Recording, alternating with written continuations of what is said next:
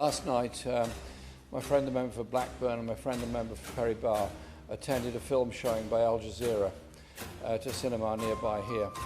And that film was of raw, very raw footage of the behaviour of Israeli soldiers in Gaza, about the destruction of life and about the appalling death toll of children, particularly across Gaza. And it showed soldiers cheering when they'd managed to destroy an entire Palestinian village. It showed pictures that were devastatingly realistic in the horror they showed of the torture against Palestinian prisoners being held in Israeli prisons. And after that, we had a question and answer session with a number of people, lawyers, medical people, and so on. And the doctor who was there described how when she tried to enter Gaza to act as a doctor, she was restricted to one suitcase. She was told she had to bring in 3 days' water supply. She was told she had to have her own personal security. She was told she had to have a car and a driver with her at all times in order just to undertake her work as a doctor. And she said there are very few hospitals working in Gaza. The conditions are appalling and abominable. And many doctors are now not working in Gaza anymore because they simply cannot get in, because Israel controls all access and exit to Gaza. And so the small number of very brave and wonderful doctors that were working there are now being forced to go elsewhere. And so what this film showed was the way in which Israel's occupation has been directed entirely towards the destruction of Palestinian life, Palestinian buildings, schools, roads, hospitals, and everything else.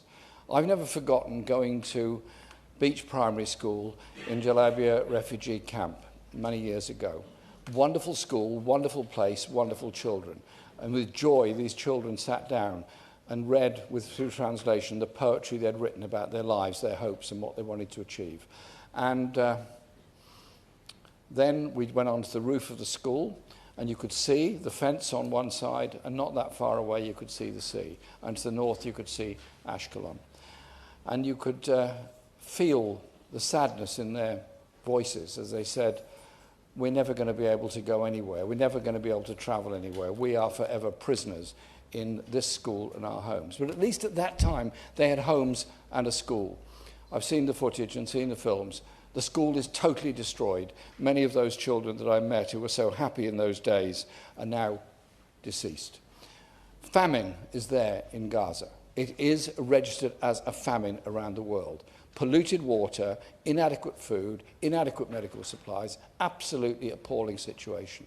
And so we have to, yes, demand all the aid that we can to go into Gaza. Obviously, we would do that for any people anywhere in the world. But when there are over 40,000 recorded deaths and possibly 100,000 more bodies waiting to be discovered under the rubble, the answer has to be a political one.